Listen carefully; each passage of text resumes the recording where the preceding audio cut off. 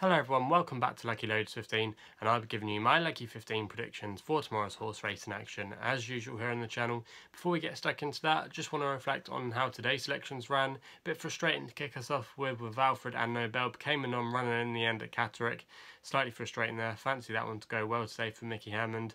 Then we went to Kempton for the 450 for our first run-in selection, and that was Exetas, finishing around about 5th place in the end. Was a little bit disappointing and had all the ticks in the boxes for it going today. Would have liked the track, would have liked the gun, but in the end failed to land a blow. However, we did manage to convert a winner with my strongest fancy of the day with James Watt for Hayley Turner and Michael Bell's really nice performance, given weight all round, and continued its good form from winning out at Brighton last time, and that horse should have a very good season as a 2-year-old, I think. Then our other selection was Salex for Ben Paulin. Was really disappointing in the end at Toaster. Finished in the blanket finish for 4th place, but really couldn't land a blow. Probably might have preferred a little bit more cut in the ground. It was described as good firm in places at Toaster, so maybe the ground did go against it in the end, but really no excuses today. So there how today's selections ran. Before we get stuck into tomorrow's, also as well, I just want to do a reminder that tomorrow night I'll upload the first vlog where we're going to be previewing York's Dante meeting for the first day. We'll preview all the races, giving you my thoughts and feelings, and I'll be giving you a selection for each of the races. So stay tuned for that, and please subscribe to the channel if you haven't done so already so you don't miss those videos. Anyway, we'll get straight into the action for tomorrow's selections. And our first one takes us to Beverley tomorrow on the flat in the 240. And an interesting contender here, I thought, was a one called Triple One. Trained by Michael Bell, who we've already said had a winner today with James Watt as a 2-year-old.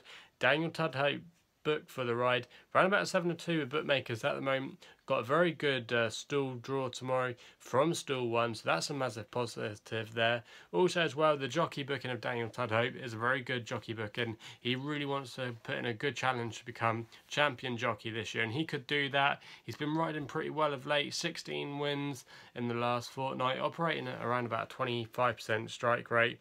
And this horse was brought in a breeze up by for £82,000, so Connection did fork out quite a lot of money for this horse, and I thought tomorrow it was probably the one to be with, and for me I thought 7-2 wasn't a bad thing to be getting stuck into there. So that's going to be the first selection there.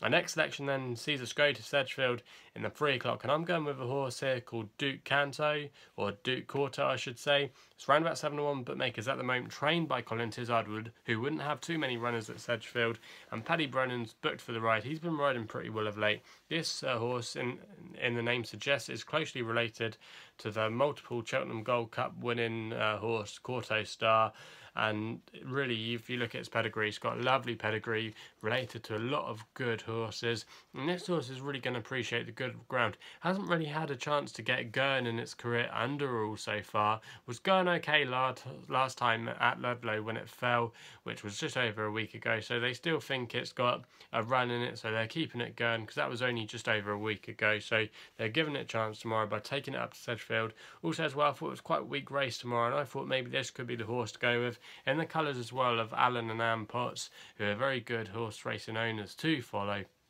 And I thought tomorrow this horse could go really close, and I thought 7-1 wasn't a bad price for it. So that's going to be my selection in the 3 o'clock at Sedgefield. We then go to our third selection at Southwell tomorrow with a horse called Contre.